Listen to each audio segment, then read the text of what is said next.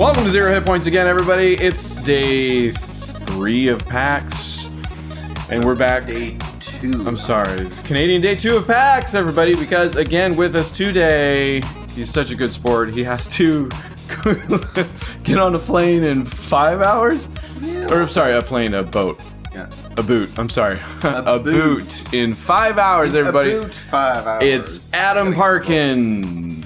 The Adam Parkin. Are we in focus? I forgot to hit that button on the... Again, doing this on an iPhone, folks. We're not in focus. It's the phone's fault. Look at me looking at the lens for the first time. We are going to talk again about PAX. We're going to talk about everything we did, and we're going to try to do it in such a manner that Sleepyhead here can make it to his boat on time. Just one quick question. Please. Yesterday there was 2 cords coming to that thing instead of just one. Does that matter? I didn't plug the phone in, so hopefully the battery lasts. Okay. But if it doesn't, we can always... Where did I put the thing? I don't know. It's not going to take that long. Hey, if it dies, the screen, the picture on this here monitor will die, so we'll all know. In fact, everybody should know, because they can probably see it just plenty fine in the reflection of that mirror right there. Again, doing a video portion of this, so if you're listening to it, there's so much more you could be having. And so much less at the same time. Day 3 started out with a bang. I'll tell you what. You read my notes or what?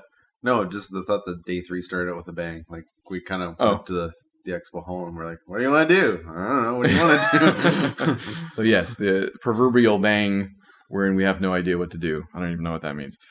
But the one thing I knew not to do was Shovel Knight, because I've downloaded that game I don't know how long ago and have looked forward to playing it since even before that, and have even read like Gamma Sutra, however you say that site, articles on how they went about making it as a love letter to games of that era and stuff like that, and it's really fascinating. Now there's like, I know there's Shovel Knight DLC, but now there's also like Shovel Knight Dig. Yeah, and there was like a battle mode Shovel Knight or something? Maybe. Like but then there was also like a treasure trove, Shovel Knight treasure trove, which you appear to be just a king. And I think it's run-based, because you're gathering up, and I died so often and I had to start from the beginning. But I guess that's just games of that era too, so I don't know. Again, I don't know. All I know is that there are more Shovel Knights than ever that I won't be able to play, or will have a hard time playing. So that's all I learned from that. Again, nobody played a Shovel Knight here. Nope. But that's how my notes start, so that's how the show starts. If you've learned anything. Following the script. Following the script, because we have one. Speaking of which, did you go to the no-clip panel? That's what we did next. Yes, I was definitely there for part. Was I there at the start? Was that the one that you left? Thrill, as we figure out which things we went to the entire thing. That was the one I stepped out for a minute. Okay, so... Left, came back. What we tend to do... I pack the schedule as I do, but a lot of stuff conflicts and overlaps, so sometimes we find ourselves doing half of one thing and some of the other. I guess that wasn't one of these things that you just said. No, because you didn't come back. I feel like I finished the pedal panel. The pedal panel, whatever. I came back by myself. I stepped out to get Starbucks and then came back. No Clip, the famous documentary YouTube channel, Patreon site thing that Danny O'Dwyer put together, and a couple other guys. I'll admit, I've watched a few of their things. I more just love the idea, and I mean, being a now video producer myself is my technical job title, which isn't appropriate, I feel like, but I'll use to my advantage. It was just interesting to see that happening in a space that I enjoy, obviously. Not that I don't enjoy the space in which I am doing it. They very lovingly gave me the time off, I think. Might be a surprise to them at the moment that I left. But it was very cool to see Danny O'Dwyer, and was the fridge making noises at you? It was again, doing this in the hotel room, so close to things that are in a hotel, like fridges and safes, Asa Abloy safes. Asa Abloy. And the like. That was a cool panel. And it was fun to hear from a couple of the other guys that are now on that team that I didn't know of. But also one of them apparently just went up and was like, "You got my dream job," which I feel like I would have done had I seen them at some point. So there was a part of me that was like, "Oh, that's you could have somehow that's how you do that." But it was cool. There was a bunch of cool guys, and they had a bunch of cool stuff to say, and a bunch of cool backstory on a lot of the stuff they have. If you haven't checked out the channel, check out the channel more than I have, certainly. Then they brought a couple of guys from the Super Giant. They had Super Giant guys there that we saw at the Super Giant panel the day before. And one of the developers of Astroneer, I believe, also. I think he got up while you were gone. The third guy? The guy far right of the I didn't realize he was panel. I had no idea who he was. I believe so, yes. He was like 20 minutes away. He said his drive was not a difficult drive. A good panel. Yeah, it was. Then, and I don't know why I mentioned food so often on this. I feel like it's a necessary, and it's like flavor story for all of this PAX stuff out here. Also, it's good food. This time, I went to the grilled cheese experience. It's up the street. And the best way I can think to explain that place is like it's as if a food truck drove into a building and then was allowed to stay there. Crashed into a building. Because a lot of vehicles drive into buildings all the time, technically, if you think about it. Crashed into a building and then was allowed to stay there. Super good food. But probably very good for you. Oh, yeah, that looked very healthy. Like barbecue. I got the barbecue bomb, yes, which had ribs, sauce, obviously. It's not a dry rub. And chipotle cheese with then macaroni and cheese on the sandwich. Yes. So a low carb meal. Again, we're trying to stay healthy here at the site. But good food. Again, that's great. You didn't eat that with me for whatever reason. Because I went to Starbucks just before that. Oh, that's right. You had the scone and then frappuccino? A scone and a frappuccino. And then after we left the panel, you're like, "Oh, we should go get lunch." And I was like, "I just had a scone and a frappuccino. I'm probably good for a while." Yeah. But I was like, "Oh, that's healthy." And then I went and got that. Yes, exactly. Oh, it's great. Winning. Charlie Scene. That's a good hashtag. Yes, exactly. Breaking out the classics. Then we went to the lawyer panel, which you ended up showing. You didn't go to the lawyer panel with me to begin with. No, I'll explain what the lawyer panel is. I showed up late to that. Explains nothing. I don't remember why. But you went somewhere else first. You went to a different panel that you didn't stay for. Oh, right. I went to, it was like Indie Superstars, and they had, the whole premise of the panel was like it's these indie devs who've like they've had a big hit, and what did they do next kind of thing. And it was a little dry. That is a strange premise. Yeah.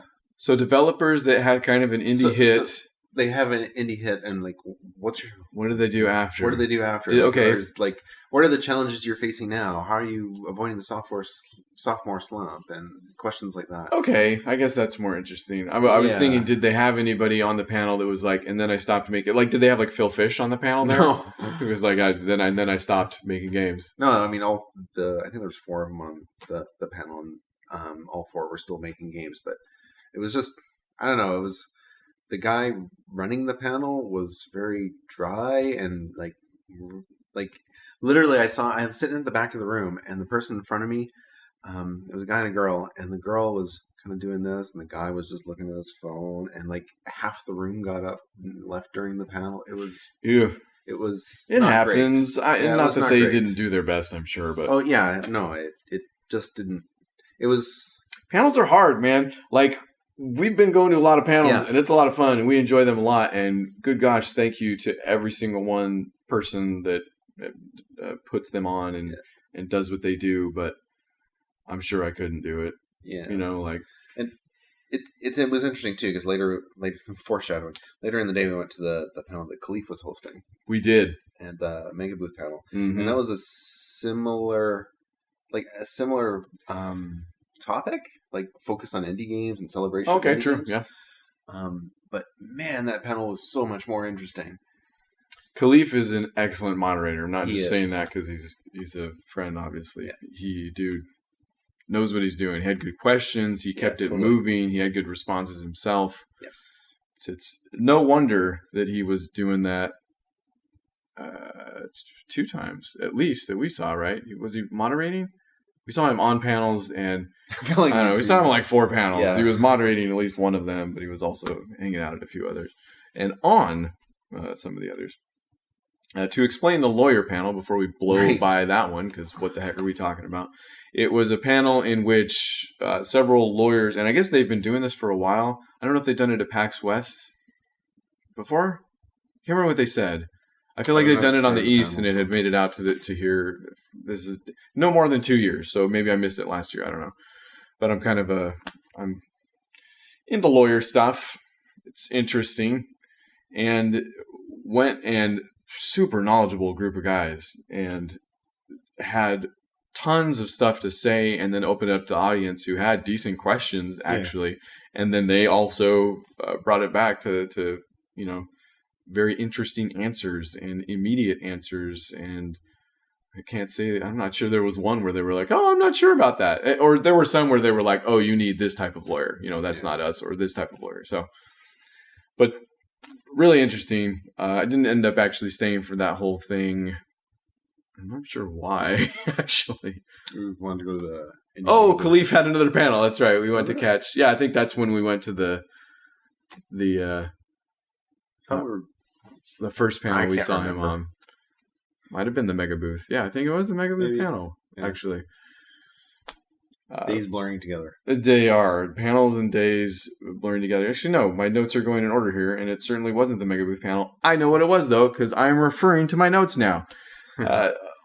We mentioned on yesterday's show that we were going to take some time and go check out the Indie Mega Booth today, and looking at the schedule and looking at the panels coming up, I was like, well, shoot, if we don't do that now, there's actually a chance that we won't get them all in. So went to the Indie Mega Booth and beelined to Twin Cop, which I mistakenly referred to as Twin Sanity, I think, yesterday. Yeah. Which that's the thing that happens. It is a thing that happens in Twin Cop, but it's not the name of the game Twin Cop. But could have been. Decent name. Great name within, which you'll notice a theme with Twin Cop. It's really well written. And I don't mean it's like Moby Dick or something. It's, yes. Because it's a funny game. Like, the premise is that you are 2 cops returning to the job after you've been in a terrible accident with a pontoon boat. And you have been reconstructed into 1 cop, wherein one of you can control one arm and the other can control the other. And you also control movement. So functionally, the gameplay is that we are controlling one arm all by ourselves. It's a twin stick shooter, right? So one of us is controlling one arm, but then our movement is kind of split down the middle. So if we're both moving in the same direction, a few things happen. We'll move quicker, but also it will heal us and it will recharge our ult, which is called Twin Sanity. If we're moving in opposite directions, obviously it doesn't move as quickly. We kind of fight each other, but there will be some movement. It's not a complete standstill. So, and they bill it as I think the most cooperative game ever or something like that. But all the writing throughout is spot on. Like, it lands for me. It's completely ridiculous. The jokes are funny. It's hard to explain, but the humor is definitely. I mean, we've already mentioned it has Twin Sanity in your cops that have been combined into one because you got in an accident with a pontoon boat. So you probably get the point at this juncture. It was. I think it's already out on Steam. It's out on Steam. Yeah. He said that it's coming to Xbox and PS4 in October. So it's not unfinished. It is kind of a little funnily rough around the edges. Like there's a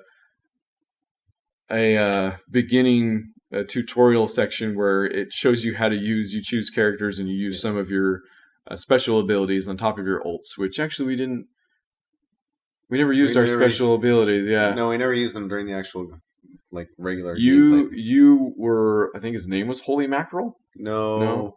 I don't remember the Brody? name. It might have been Brody something, because you choose 2 different characters and then your name is a combination of those 2 names. It's like ours was like Lynn Brody or something, I can't remember.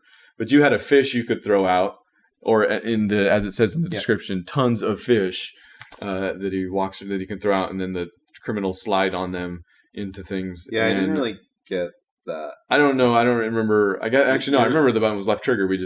Yeah. I guess we ended up not using him. Your power was like you had a hook that you can grab. That's right. I had a hook shot, which we also didn't use. So, I mean, there could probably be some gameplay strengthening going on, forcing us. Because also, I feel like, I don't know for the demo how this was set up, but we did pretty well. I'm just going to say. We got all the way through it. We killed we went through waves of enemies. You have to defuse some bombs, which the scissors then turn into things where we have to use each. It's just hilarious because then it's almost like Surgeon Simulator at that point where you're like, you can't do it right.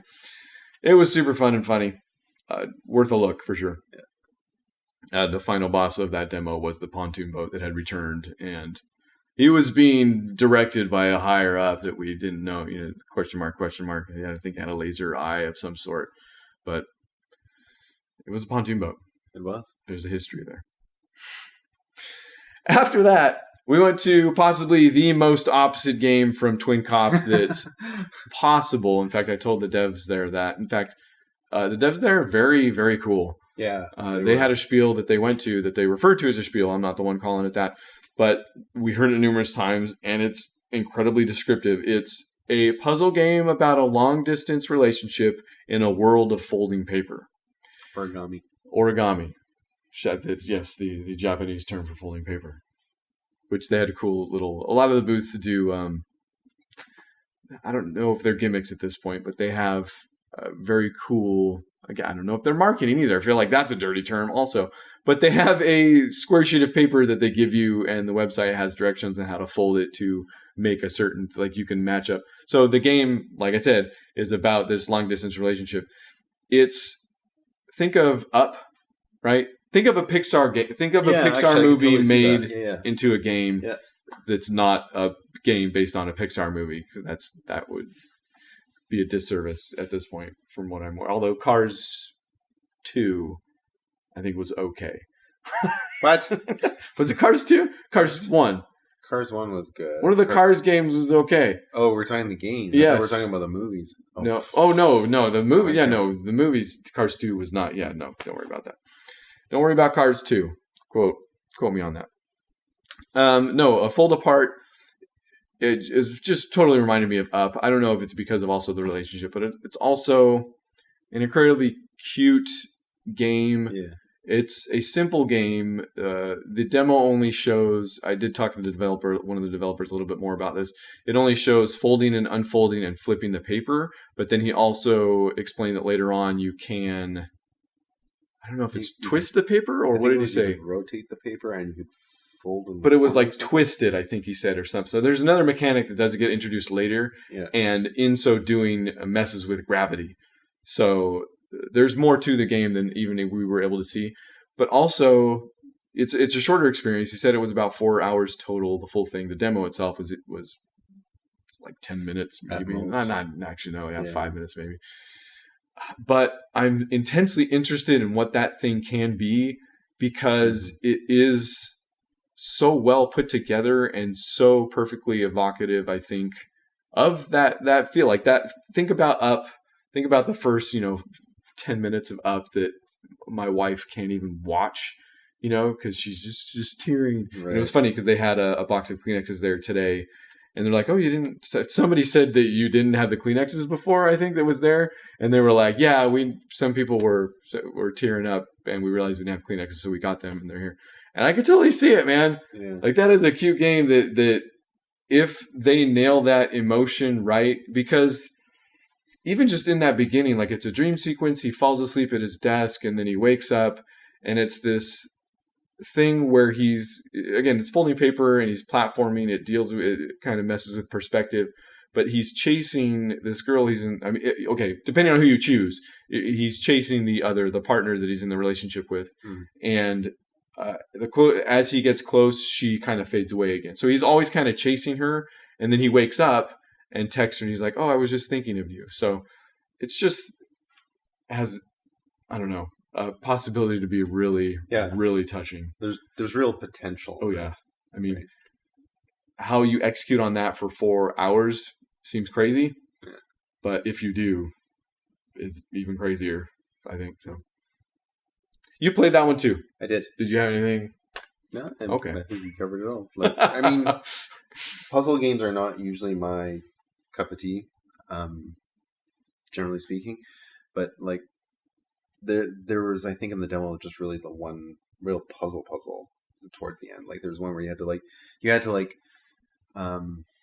go to the end, fold the paper, rotate it around, then move your character a bit, and then rotate it back, and then you had to use all the things that showed you in the So like most of the demo was just like showing you the basic mechanics of the controls, right? And as well as the beauty of the world, and give you a feel of what the storyline will be. But there wasn't a lot. No, there's not much there. Yeah, but there could be. There could be, and that's the thing. Like, so we'll see. Yeah, we will see. And apparently they've been around for a bit. It's been in development for 4 years. I asked 2 different people how long they had been developing the game. I can't remember if that one.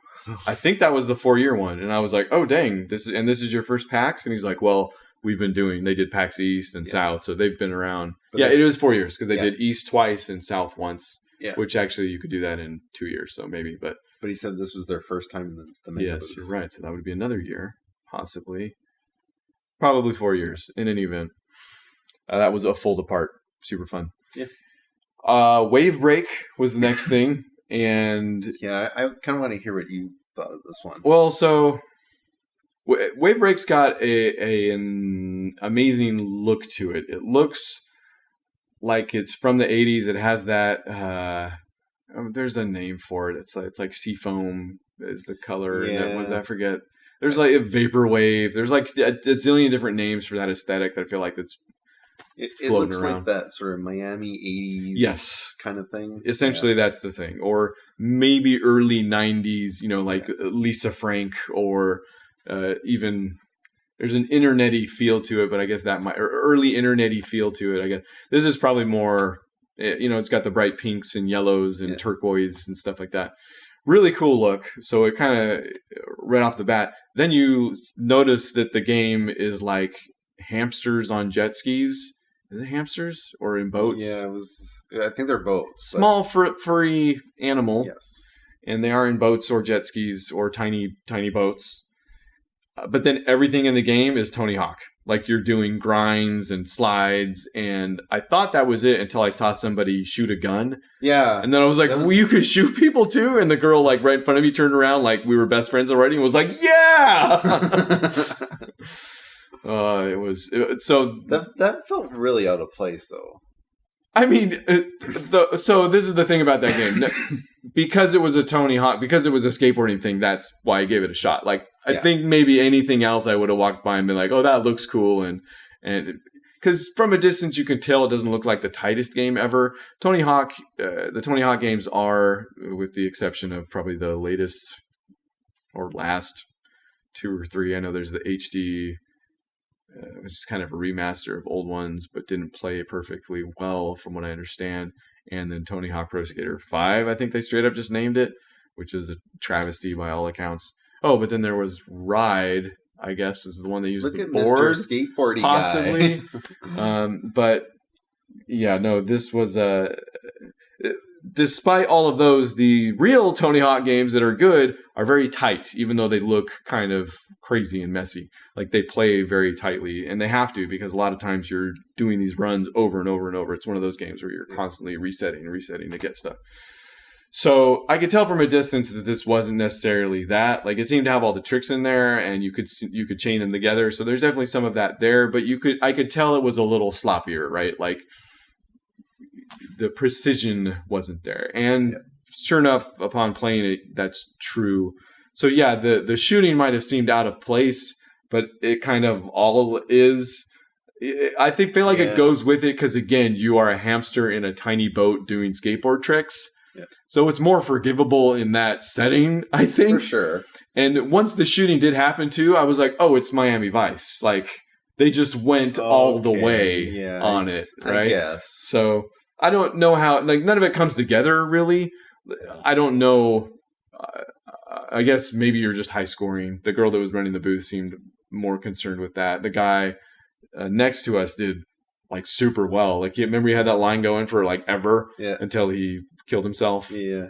not like killed himself, like died. No, and not him playing the game. Like crashed in the himself. game, and in the game he didn't kill himself. He just died. Well, okay. And this reminds me of one thing I didn't share about a Fold Apart, where when I was done playing, and you probably had the headphones on, so you didn't know this happened. When I was done playing, I put the headphones down. Oh, no. I took the headphones. I just gave the headphones and the controller right to you. Yeah. And the dev that was running it was like, oh, like I could see him concerned because he didn't get to like Clorox wipe down the headset and the controller. And and I noticed he was concerned. So I was like, oh, don't worry. He has all my germs already, is what I said. Great. And then he was like, and so I said, no, we're sharing a hotel room together. And he was like, he was not understanding about any of this. And I was like, no. And then in the middle of no, I was like, forget it.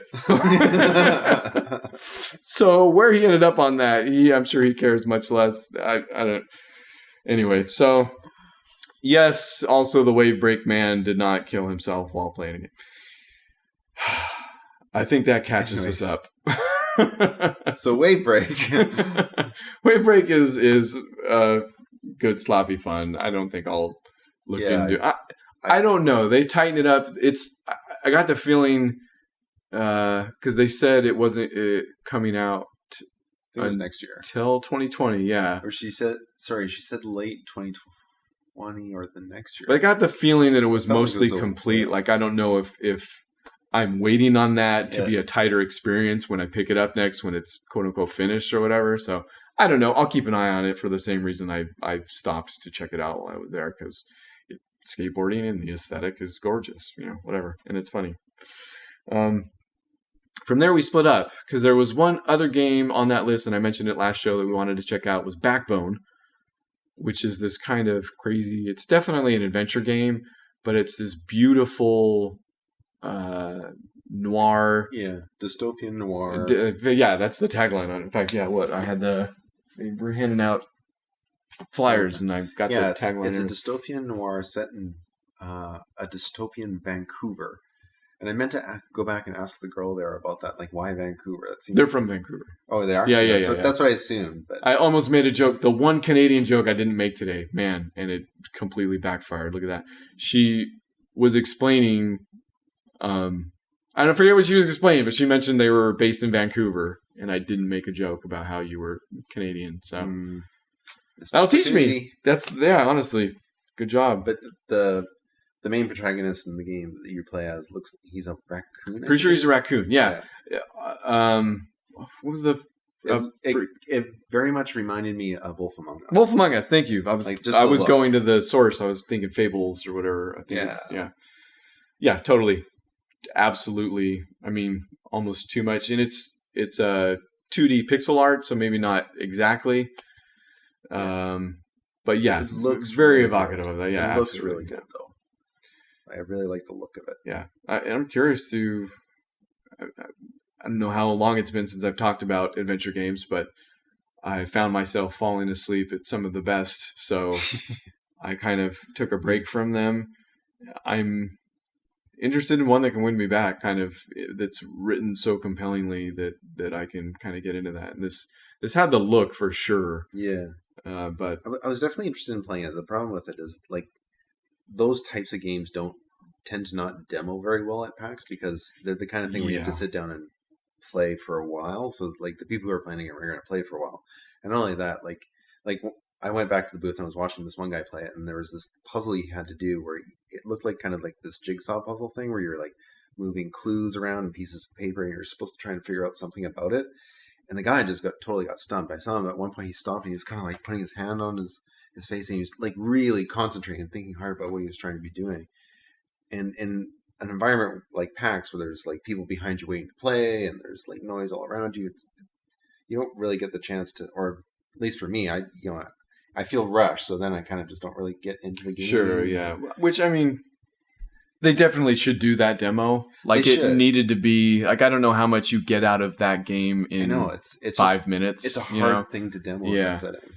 So we went there actually first and noticed that it was there were a few people in line, and we talked to the developer, and she mentioned it was 25 minutes long. Like, okay, I'll try back later, and I probably still will try back tomorrow. I'm saving a few things. We'll talk about at the end of the show for tomorrow, when the crowds are a little bit thinner, usually on Mondays. But we didn't get to Backbone. You went back while I went to a game called Superliminal. So did you get into Backbone, or you just walked? I just walked by, and I went back, and then, there's, like I said, I was watching that one guy play for a while, and I was kind of waiting for a machine to come available, and just like kind of walked away, and then walked around the booth a few times.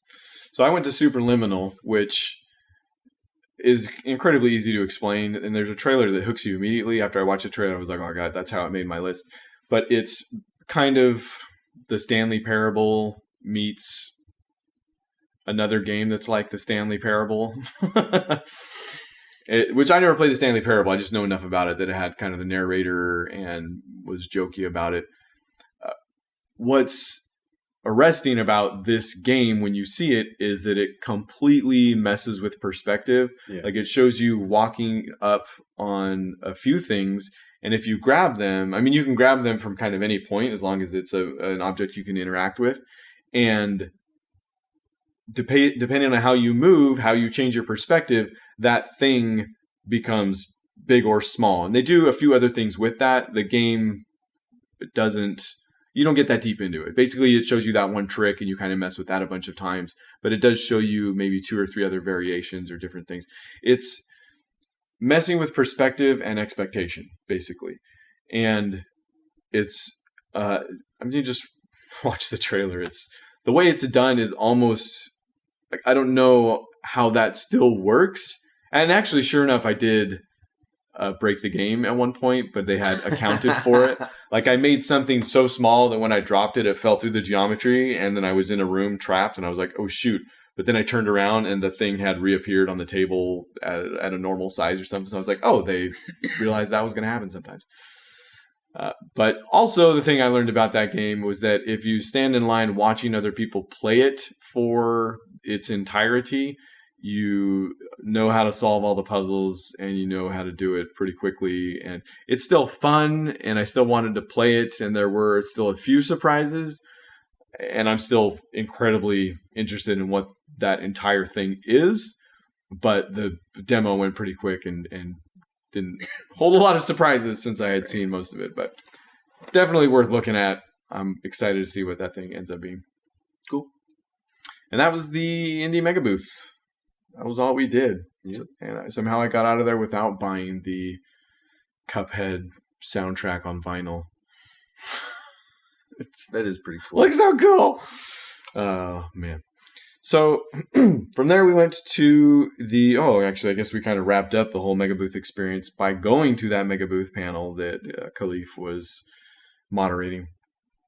And it was full. We went last year as well. You weren't here last year. But I believe Matt did go with me. In any event, it's a really cool panel because they talk not only about indie development, but they have some indie devs on there. This time it was guys from Wooden Nickel, which we did see for a second also while we were out there as well. Yeah. It's on the floor. Bruno. Bruno was the Brazilian guy, right? He was. And then they had I can't remember. We remember where they're from. We remember their nationality and their first names. Yeah, there was a Russian guy, and they were working on a game called Wow. Well, he was working on a site that concentrated on educational games. Yeah, but he did have a game on the. Did he also? Yeah. Oh, okay. The Wild True Run or something. Wild Run True.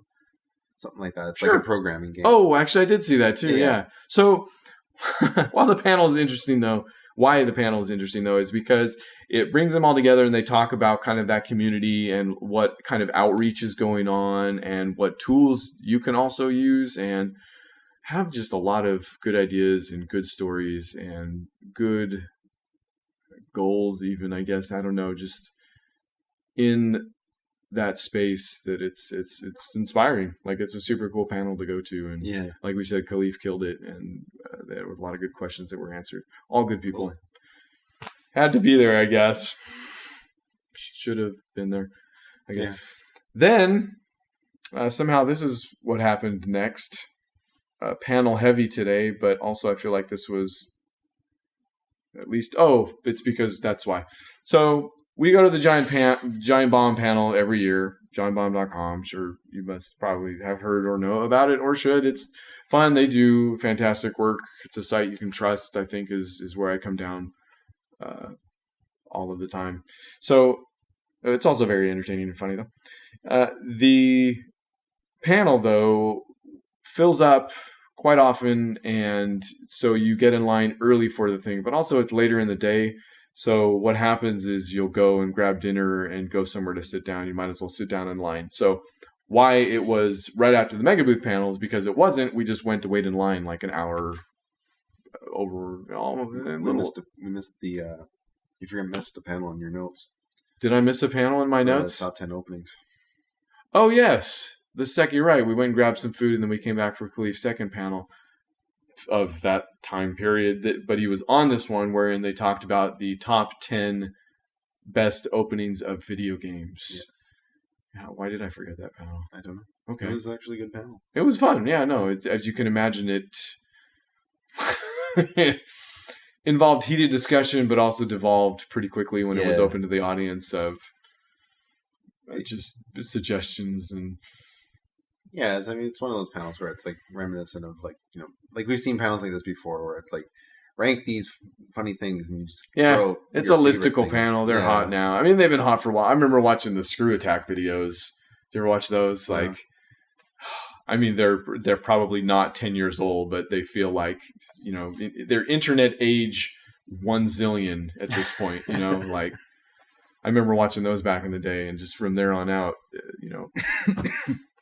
lists haven't got any less popular and entertaining. Actually, they're still fun, and they made a show out of it for sure.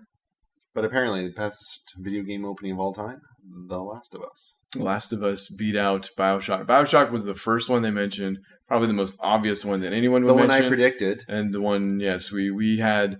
These were our suggestions at the top of the hour that we didn't know if they would make it. BioShock, obviously. And then I threw out Call of Duty 4, Doom from 2016. I threw out Arkham Asylum. And you threw out Arkham Asylum, which also came up. None of mine actually made it, if you think about it. Your BioShock and your Arkham Asylum were like within the first 3, weren't they? Yeah, it was like... Arkham Asylum was Khalif's first. What was the first one? First one was BioShock. That's right. First one was BioShock. Then it was Chrono Trigger. Chrono Trigger, Assassin's Creed 2 was also mentioned. Yeah. And they all, I feel like part of the panel was making an impassioned argument, and they did just that with those. What was, in any event, I threw out Call of Duty 4, because that's the one where throughout the credit sequence, you're brought to a firing squad and killed in first person. Yeah. And then also Doom 2016, because you are... And I had to re-look this up to get the actual story. All I remembered was that you wake up in a sarcophagus and they've revived you, and then it's just like you're in it, which is, for that game, beautiful and fantastic. But I guess what happens is that Samuel Hayden has opened up the portal to hell and brought you back, wherein the creatures of hell had entombed you, but then things got out of control, so Hayden revives you to take care of things, wherein you do, but... Fantastic beginning. That one did never get brought up, although Call of Duty 4 was the last one by an audience member to get brought up, as the whole panel was literally dissolving.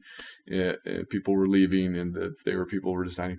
But yes, The Last of Us appeared to top that list, although your BioShock and Arkham Asylum might have been extremely close behind. I think BioShock ended up being number 2, right? Probably, because I don't think it got dethroned until the end with The Last of Us, which... I'd have to agree. That's a killer beginning. It is. That's a killer beginning. I never played the game, but I did see I knew a guy who got Last of Us when it first came out, and he showed me the opening sequences. Yeah, that's if you hear us talk about it on the show, whatever shows there were that we did, that was because Matt was playing it, so I was like, I've always meant to watch the cutscenes, so I was like, I'll just watch these while he's doing that. So, and I watched the beginning, And it wasn't long after that. In fact, yeah, it was maybe the end of that opening sequence only. And I was like, okay, got to play the game. And I stopped watching them and then eventually did play the game. We had that show. I think we did an entire show on it on accident. Not the intro of the game, but yeah, that was great. Worthy contender, worthy winner. Then after that was the Giant Bomb panel. And entertaining as always. I feel like it's impossible to explain. This year was, I feel like, a question mark for a lot of fans, probably because Jeff, who is a strong presence at that site, has been out with on paternity leave, and it wasn't going to be there today. None of the East Coast crew was there either, so kind of none of the mainstays. In fact, two of the probably newest people. Okay, so Dave Lang was there, who is kind of a mainstay, not at Giant Bomb, but he's always among the crew, definitely, yeah. Pat Bear, who is a mainstay in a lot of different places.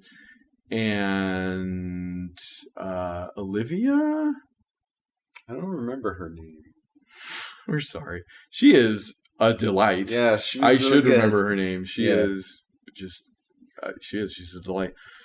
But the two Giant Bombers heading it up were Abby Russell and Jan Ochoa, who are very new to the crew. Probably not. It could have been years, probably actually, since they've been there, but newer, relatively new, relatively newest, quite possibly. And Abby's terribly funny. If nobody knows, has looked her up, she's a blast, always. And between her and Jan, they decided to put on a variety. What is that called? Variety show? Yeah. I think that was the premise. Variety hour. Yes, sure. I'm forgetting a word. I know I am. It's late. But they did a great job. It was super fun and funny. It was. It was interesting. Yeah. It was really cool. They remarried a couple. They did. Yeah. I was worried for a second there. I don't know why they did the Borderlands thing. There was a couple married at a Borderlands panel a couple years ago too. Really? Yeah. You missed that one too, apparently. So this wedding tonight was not the first wedding at PAX?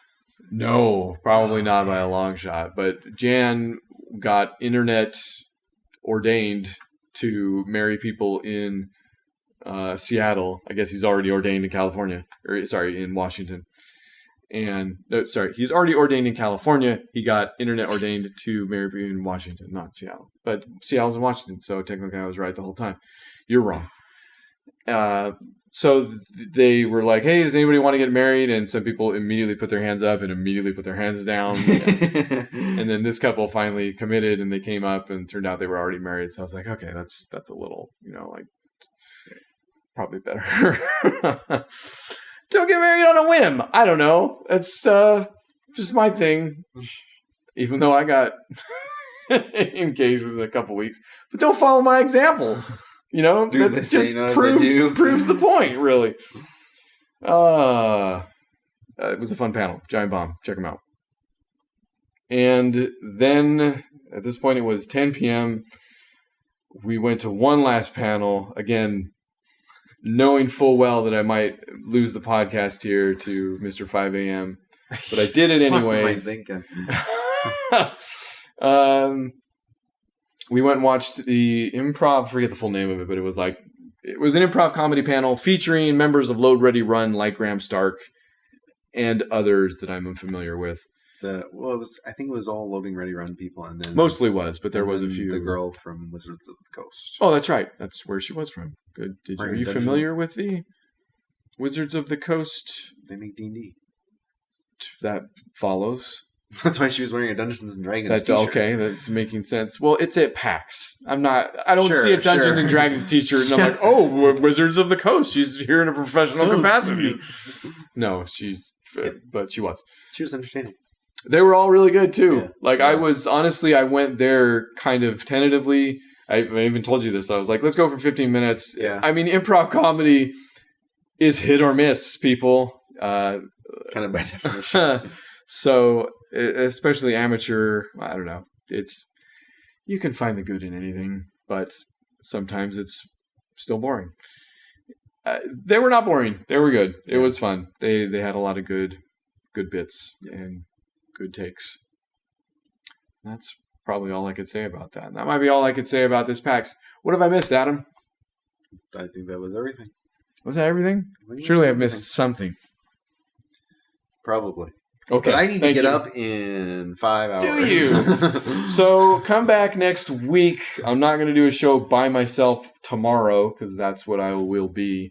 If you're still at PAX and you want to hang, find me. I'm down. Again, I don't even have 3 panels on my list. Although Monday's an early day, I'll be in line for Borderlands at some point. Also, I will make the rounds on the 6th floor. I feel like I haven't done it justice still. No, that's cool. Kick that cup. I'm glad I left it there. I'm going to try and get to Goose Game, which is back for its 2nd year, and Playdate. The Playdate is here. I'm kind of stoked on that. So I'm going to wait in line for those things and check them out and have something to do. Also, there's a Double Fine booth up there. I believe all the games that they're showcasing are already out, but they're Double Fine games, so why wouldn't I want to play them? Rad is incredibly beautiful. Mm-hmm. So come back, like I said, next week for Cuphead. that. And, get off my show. Done. where I will talk to Matt about all those things. Matt will be back. So thank you, Adam. Bye. Appreciate it as always. Yeah, thanks for Get back to those this is PC always really games. fun. Sure. He's right. I can't give it to him. Zero Boys back. Bye.